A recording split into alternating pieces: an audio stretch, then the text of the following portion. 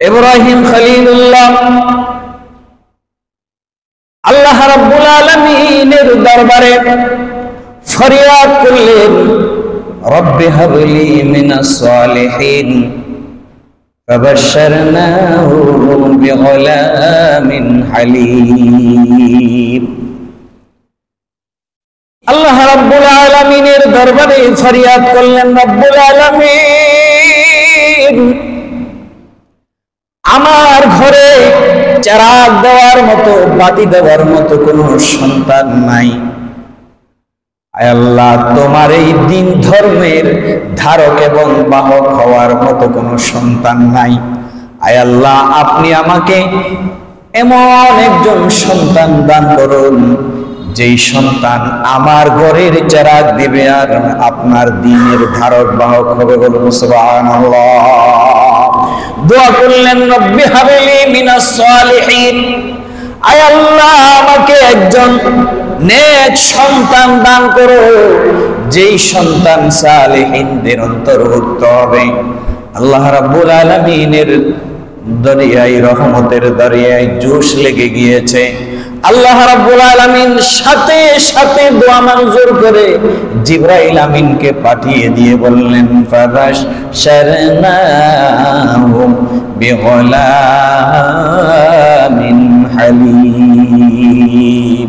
জিবরাইল আমিন, যাও আমার খলিলুল্লাহকে, আমার বন্ধুকে সুসংবাদ দাও, এমন একজন গোলামে হালিমের সুসংবাদ দাও যে গোলামে হালিম যাওয়ার পরে তার ঘরের চারাক দেনেওয়ালা হবে আর আমার দিন ধর্মের ধারক এবং বাহক হয়ে যাবে। বলুন সুবহানাল্লাহ। দোয়া করতে দেরি আল্লাহ রাব্বুল আলামিন খলিলুল্লাহর দোয়া কবুল করতে দেরি করে নাই, সাথে সাথে হযরত ইসমাঈল জবিউল্লাহর সুসংবাদ দিয়ে দিলেন। হযরত ইসমাঈল জবিউল্লাহর সুসংবাদ পেয়ে হযরত ইব্রাহিম খলিলুল্লাহ বাড়িতে গিয়ে বিবি হাজরাকে বললেন, হাজরা রে, আল্লাহ রাব্বুল আলামিন আমার দোয়া মঞ্জুর করেছে, তোমার ঘরে একজন গোলামে হালিম আমার আল্লাহ দান করে দিবেন। বলুন সুবহানাল্লাহ। বিবি হাজরা বলেন, আপনি বুড়া মানুষ, আমারও বয়স কম হয় নাই, এই বয়সে কেমনে সন্তান হবে আমার বুঝে আসে না।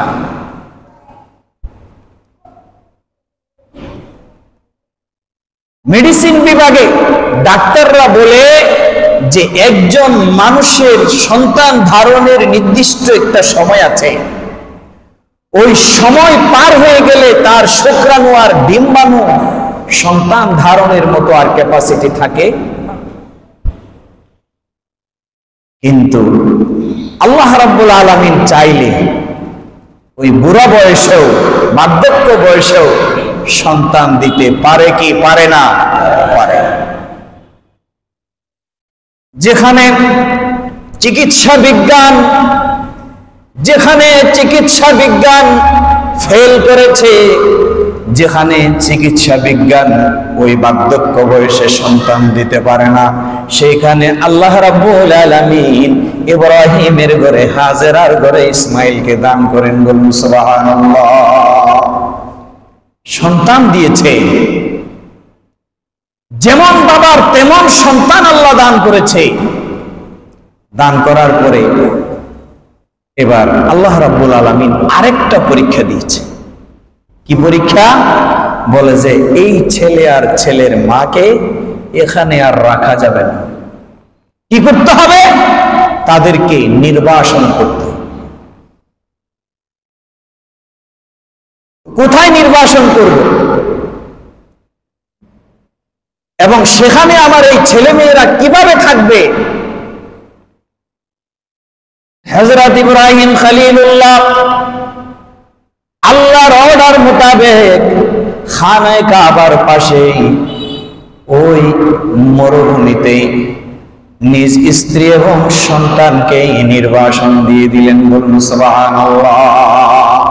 দোয়া করলেন, রব্বানা ইন্নী আসকাতু মিন যুররিয়্যাতি বাওয়াদিন গায়রি যি যারইন ইনদা বাইতিকাল মুহাররাম।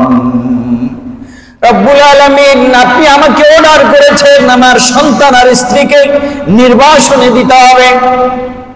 রব্বানা, হে আমার রব, ইন্নী আসকানতু, আমি নির্বাসনে দিয়ে দিলাম, মিন যুররিয়াতি বাওয়াত, আমার পরিবারের সদস্যদের মধ্য থেকে আমার পরিবারের কিছু সদস্যকে তোমার মর্যাদা মণ্ডিত গায়রি জি জারইন ইনদা বাইতিকাল মুহাররাম, এমন জায়গায় নির্বাসন দিলাম যেখানে কি হয় না, যেখানে চাষাবাদ হয় না, এমন মরুভূমিতে আয় আল্লাহ আপনার ঘরের পাশে, মর্যাদাপূর্ণ ঘরের পাশে আমার স্ত্রী পুত্রকে আমি নির্বাসন দিয়ে দিলাম। বলুন সুবহানাল্লাহ। তারপরে দোয়া করেছেন, রব্বানা লিয়ুকিমুস সালাতা ফাজআল আফিদাতাম মিনান নাসি তাহবি ইলাইহিম। রব্বানা, হে আমাদের রব, লিয়ুকিমুস সালাত, যাতে তারা সালাত কায়েম করে, ফাজআল, আপনি আকৃষ্ট করে দেন, আফিদাতাম মিনান নাস, মানুষের মধ্য থেকে কিছু মানুষকে, তাহবি ইলাইহিম, তাদের প্রতি। তাহলে আপনি তাদের প্রতি কিছু মানুষের হৃদয়কে আকৃষ্ট করে দেন। কি করেন? ওয়ারযুকহুম মিনাস সামারাতি, আল্লাহরে এমন মরুভূমি যেখানে চাষাবাদ হয় না, যেখানে পানির অভাব, খাদ্যের অভাব, আয় আল্লাহ এমন জায়গায় আপনি ফল ফলাদি থেকে আমার পরিবার পরিজনের জন্য রিজিকের ফায়সালা করে দিন। বলুন সুবহানাল্লাহ।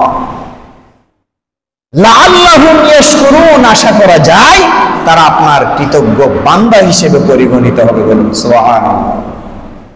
প্রিয় হাজরিন, মক্কাতে কোনো চাষাবাদ হয় না, কোনো ফল ফলাদির গাছ নাই, কিন্তু বাবা ইব্রাহিম দোয়া করেছেন, তখন থেকে ওই যে দোয়ার বদৌলতে আল্লাহ সুবহানাহু ওয়া তাআলা এই মরুভূমিকে, খানায়ে কাবার এই অংশকে এত বেশি মহামূল্যবান করেছেন যে ওই জায়গায় মৌসুমী নয় এমন ফল বান্দারা খেতে পারে। সুবহানাল্লাহ বলবেন না?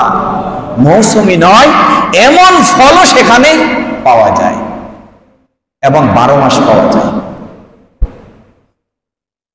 কোনো কিছু উৎপাদন হয় না, কিন্তু কোনো কিছুর অভাব সেখানে আল্লাহ রাখে নাই। কার দোয়া? ইব্রাহিমের দোয়া। কার দোয়া? ইব্রাহিমের দোয়া। তাহলে ইব্রাহিম আলাইহিস সালাম দোয়া করে তাদেরকে খানায়ে কাবার পাশে রেখে গেলেন। হযরত হাজেরা টেনশনে পড়ে গেলেন, হাই কি করব, এই মরুভূমিতে কি করব, কিভাবে থাকবো, কি খাবো, টেনশনে পড়ে গেলেন। স্বামীকে জিজ্ঞেস করলেন, আপনি আমাদেরকে কেন রেখে যাচ্ছেন এই জায়গায়? তিনি বললেন, আমার কোনো এখতিয়ার নয়, এটা মাওলার অর্ডার। কার অর্ডার? মাওলার অর্ডার। তখন বিবি হাজেরা বললেন, যদি সত্যিই আমার আল্লাহর অর্ডার হয়ে থাকে তাহলে সেটা আমি মস্তক অবনত করে মেনে নিলাম। বলুন সুবহানাল্লাহ। টেনশন ফিল করছেন, তার এমন পেরেশানি অবস্থা দেখে জিবরাইল আমিন এসে সালাম দিয়ে বললেন, লা তাখাফু দাইআতা ইন্না হাযা বাইতুল্লাহি ইয়াবনা হাযাল গুলামু ওয়া আবুহু ওয়া ইন্নাল্লাহা লা ইউতিউ আহলাহু। জিবরাইল আমিন এসে বললেন, লা তাখাফু, ও হাজেরা ভয় পেও না, ভয় পেও না। আদ-দাইআতা ইন্না হাযা বাইতুল্লাহ, ভয় পাওয়ার কারণ নাই। যেখানে আপনাকে ইব্রাহিম খলিলুল্লাহ রেখে যাচ্ছেন ওই জায়গা পৃথিবীর তেমন কোন নিদামি জায়গা নয়, এটা এমন মূল্যবান জায়গা যেই জায়গায় আমার আল্লাহর খানায়ে কাবা অবস্থিত। বলুন সুবহানাল্লাহ। তোমাকে যেখানে রেখে যাচ্ছে, হাযা বাইতুল্লাহ, এটা কার ঘর? আল্লাহর। টেনশনের কোনো কারণ নাই, যাবে না। হাযাল গোলাম ওয়া আবুহু, এই যে তোমার সাথে যে গোলাম আছে, যে সন্তান আছে, এই সন্তান এবং তার পিতা মিলে, দুই মিলে আল্লাহ রাব্বুল আলামিনের এই ঘরকে আবার পুনর্নির্মাণ করবে। বলুন সুবহানাল্লাহ। ওয়া ইন্নাল্লাহা লা ইউদিউ আহলা, আর আমার আল্লাহ রাব্বুল আলামিন এই ঘরের অধিবাসীদেরকে কখনো ধ্বংস করবে না, অপমানিত করবে না। সুতরাং তোমাদের ধ্বংসও হবে না, তোমরা অপমানিত হবে না, তোমাদের রিজিকের কোনো অভাব হবে না। আল্লাহ রাব্বুল আলামিন সব ব্যবস্থা করে দিবেন। বলুন সুবহানাল্লাহ। প্রিয় হাজরিন, এই তো সন্তান পেয়ে গেল, নির্বাসনে দিয়ে গেল। নির্বাসনে দিয়ে যাওয়ার পরে সন্তান যখন আস্তে আস্তে বড় হচ্ছে, ইব্রাহিমের মুজিজা শুরু হয়ে গেছে।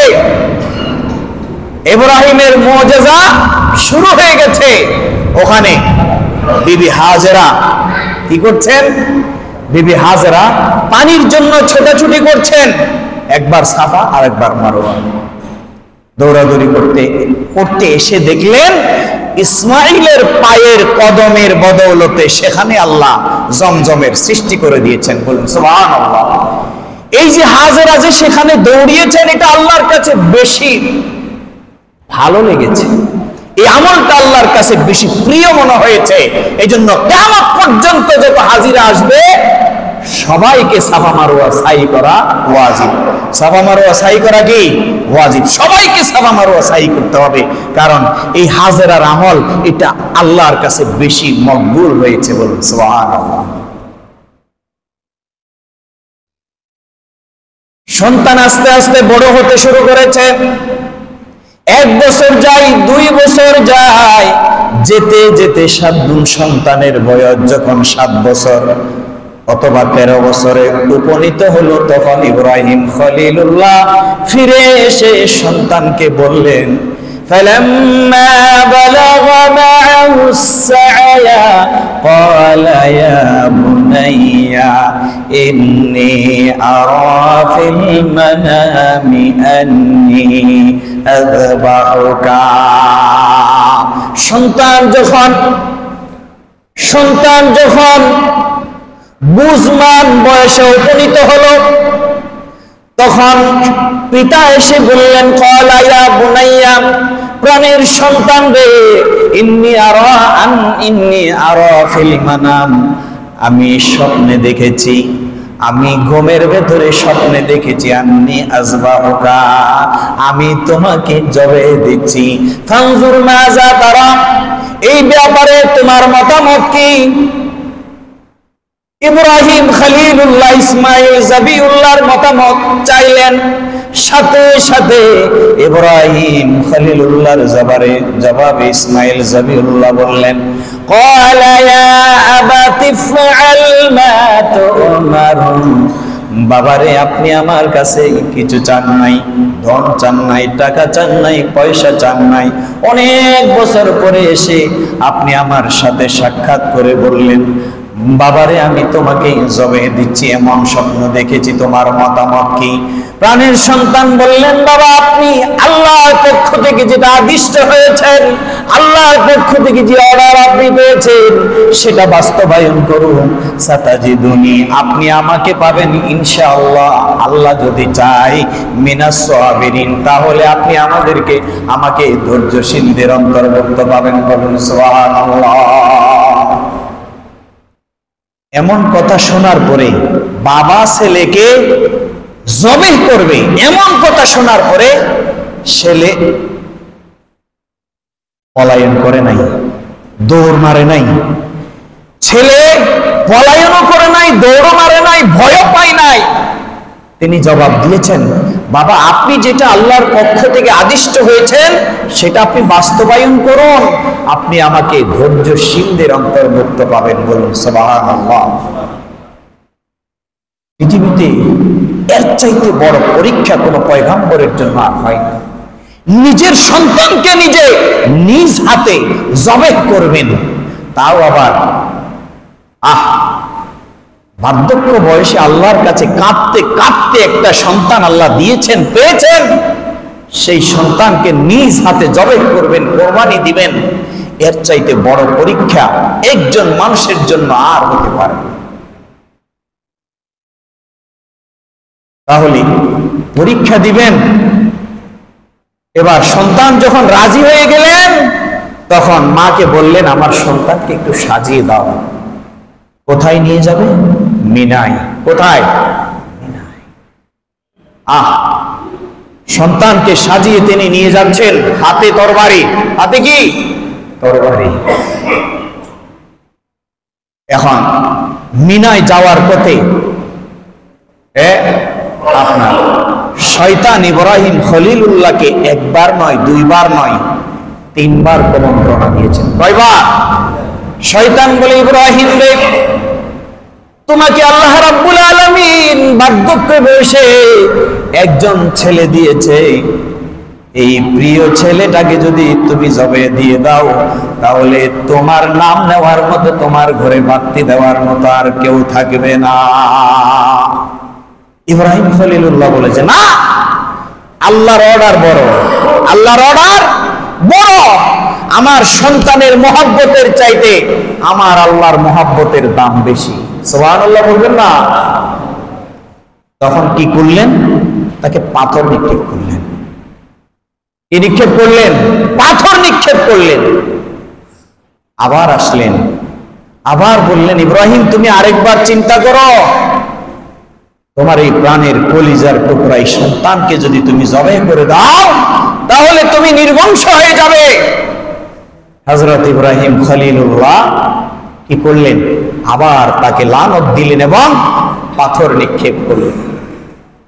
তৃতীয়বার এসে আবার কুমন্ত্রণা দিলেন, ইব্রাহিম আরেকটু চিন্তা করো, তোমার সন্তানকে যদি তুমি হত্যা করো, জবাই করে ফেলো, তাহলে তোমার স্ত্রী নিঃস্ব হয়ে যাবে, তুমি নিঃস্ব হয়ে যাবে, তুমি মারা গেলে তোমাকে কাঁধে নেওয়ার মতো আর কেউ থাকবে? ইব্রাহিম খলিলুল্লাহ তাও আবার তার কুমন্ত্রণাকে বিদরিত করে তাকে পাথর নিক্ষেপ করলেন। এই পাথর নিক্ষেপ করাটা আল্লাহর কাছে বেশি পছন্দ না কম পছন্দ? বেশি পছন্দ। এই জন্য হাজীদের উপরে এটা ওয়াজিব।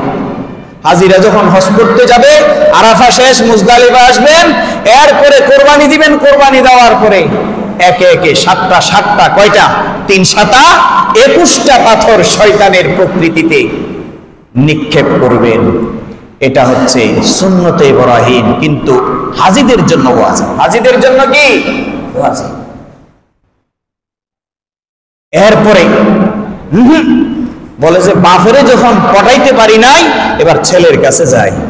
ইসমাইল জবিউল্লাহর কাছে গিয়ে বলল, ইসমাইল তুমি কি জানো তোমার বাবা তোমাকে কোথায় নিয়ে যাচ্ছে? বলে, হ্যাঁ জানি তো, আমার বাবা আমাকে মিনায় নিয়ে যাচ্ছে। ওতে কেন নিয়ে যাচ্ছে জানো? তোমাকে ওখানে নিয়ে যাওয়ার পরে জবাই করে দিবে। হযরত ইসমাইল জবিউল্লাহ শয়তানকে লানত দিলেন, অভিশাপ দিলেন, মালউন বললেন। শয়তান থেকে বাঁচার জন্য আল্লাহর কাছে আশ্রয় প্রার্থনা করলেন। সুবহানাল্লাহ বলবেন না? কারণ আমার চাইতে কার মহব্বত বেশি? আল্লাহর মহব্বত বেশি। পয়গম্বররা নিজের সন্তানের চাইতে, নিজের স্ত্রীর চাইতে, দুনিয়ার চাইতে, সব চাইতে বেশি মহব্বত করতেন কাকে? ইসমাইল জবিউল্লাহকেও শয়তান কুমন্ত্রণা দিয়ে রোকাতে পারেনি, বাধা দিতে পারে নাই। তারা পিতা পুত্র দুজন চলে গেলেন মিনায় যাওয়ার পরে তারা ঘোষণা দিলেন, কি দিলেন? ফালাম্মা আসলামা ওয়া তাল্লাহু লিল জাবিন। পিতা পুত্র উভয়জন যখন আল্লাহ রাব্বুল আলামিনের আনুগত্য স্বীকার করে নিল, মস্তক অবনত করে নিল, শিরকে নত করে দিল, তখন ওয়া তাল্লাহু লিল জাবিন, ইসমাঈলকে কাঁধ করে শায়িত করলেন। ওখানে অনেক ঘটনা।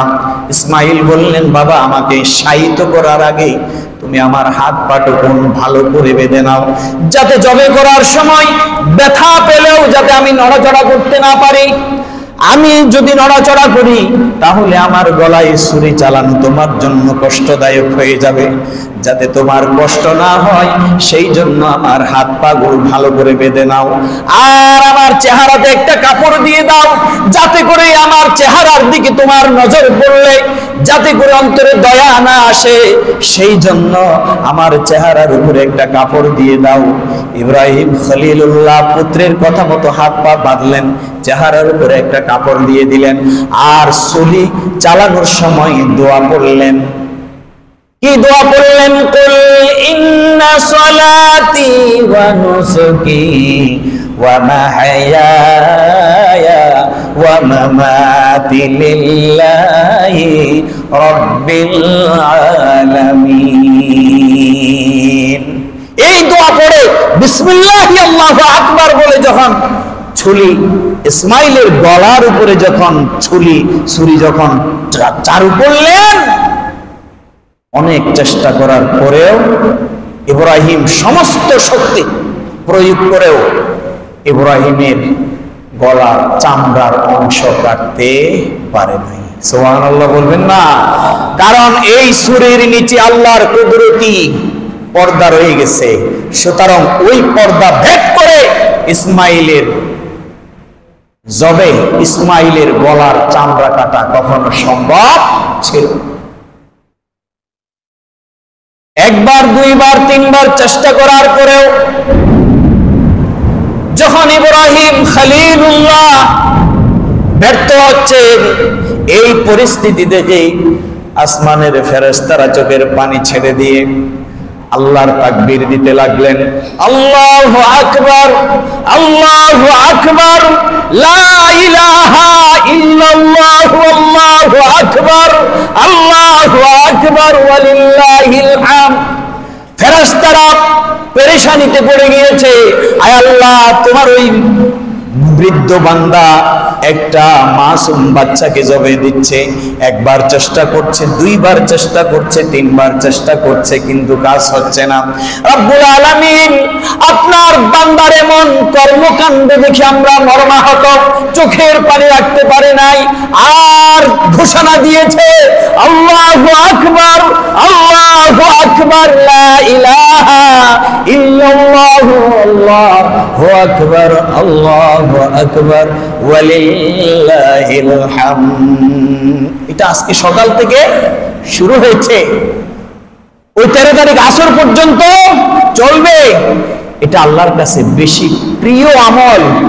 ফেরেশতারা এই আমল করেছে, আল্লাহ উম্মতে মুহাম্মদের উপরে এই আমল, এই তাকবীরে তাশরিক ফরজ নামাজের পরে একবার দেওয়া ওয়াজিব। একবার দেওয়া কি আল্লাহর কাছে বেশি পছন্দ হয়েছে। আল্লাহ ফেরেশতাদের এমন আকুতি মিনতি দেখে ইব্রাহিমকে ডাক দিয়ে বললেন, ওয়ানাদাইনাহু আইয়া ইব্রাহিম। আল্লাহ বলেন, আমি ইব্রাহিমকে ডাক দিয়ে বললেন, ইব্রাহিম রে শোনো শোনো, তুমি যে স্বপ্ন দেখেছো সেটা বাস্তবে তুমি রূপান্তর করেছো। আমি আল্লাহ তোমার উপরে, তোমার সন্তানের উপরে খুশি হয়ে গেছি। আমার ইসমাইল জবিউল্লাহকে আর ছুরি চালাইতে হবে না। আমি আল্লাহ খুশি হয়ে গেছি দুজনের উপরে। কি করেছি? খুশি হয়ে ইন্না কাযালিকা নাজজিল মুহসিনিন, আমি আল্লাহ আমার মুহসিন বান্দাদেরকে এভাবেই তাদের জাযায়ে খায়র দিয়ে থাকি, এভাবেই প্রতিদান দিয়ে থাকি। আল্লাহ রাব্বুল আলামিন খুশি হয়ে বলেন কি, ইন্না হাযা লাহুয়াল বালাউল মুবিন। ইব্রাহিম রে, এটা তোমার জন্য প্রকাশ্য একটা পরীক্ষা ছিল। ওয়া ফাদাইনাহু বিযবহিন আযীম। আল্লাহ বলেন, আমি জান্নাতি একটা পশু ইসমাইলের পরিবর্তে ইব্রাহিমকে দান করলাম, আর ওই পশুকে ছুরির নিচে বসাইয়া দিয়া আমি ইসমাইলকে সেখান থেকে আড়াল করে নিলাম। সুবহানাল্লাহ বলবেন না? ইসমাইলকে আমি সেখানে তার থেকে আমি আড়াল করে নিলাম। তাহলে সেই যে জান্নাতি পশু, সেটাকে দুম্বাও বলা হয়। সেটাকে কি বলা হয়? দুম্বাও বলা হয়। তাহলে এই জান্নাতি পশু দিয়ে ইব্রাহিম শুরু করলেন আল্লাহর পথে কোরবানি। কার পথে কোরবানি? আল্লাহর পথে কোরবানি।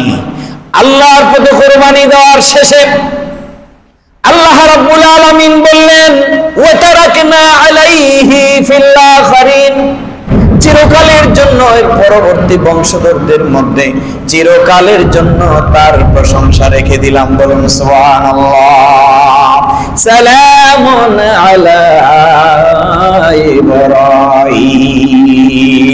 আল্লাহ রাব্বুল আলামিন বলেন, ইব্রাহিমের উপরে আমার সালাম, আমার শান্তি বর্ষিত, ইব্রাহিমের উপরে শান্তি বর্ষিত।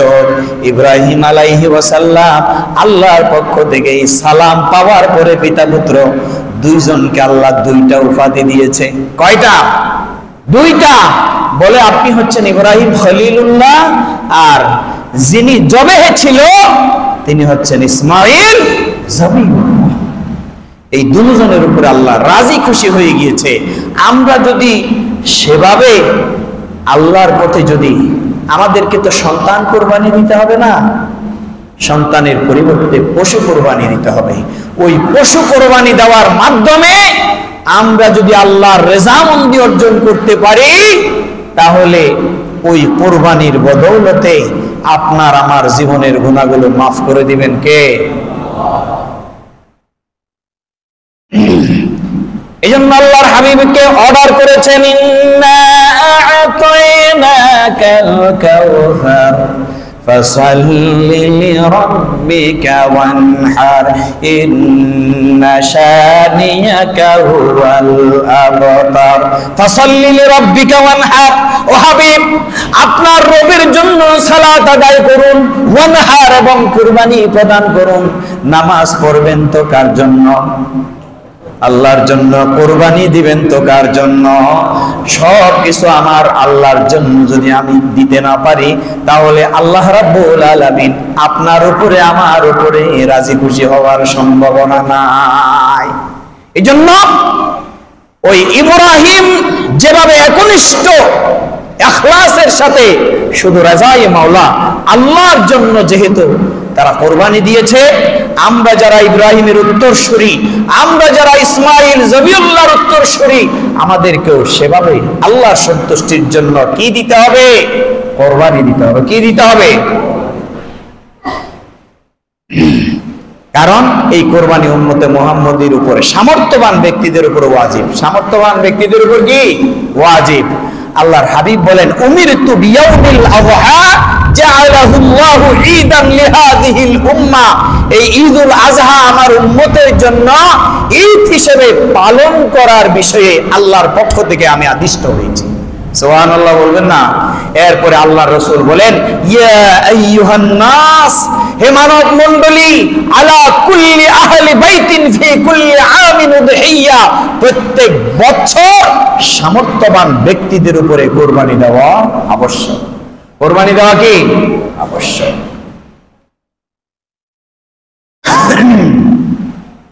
তারপরে আল্লাহর হাবিব সাল্লাল্লাহু আলাইহি সাল্লামের উপরে অর্ডার এসেছে কি, قل إنني هداني ربي إلى صراط مستقيم دينا قيما ملة إبراهيم حنيفا وما كان من المشركين قل إن صلاتي ونسكي ومحياي ومماتي لله رب العالمين لا شريك له وبذلك أمرت وأنا أول المسلمين।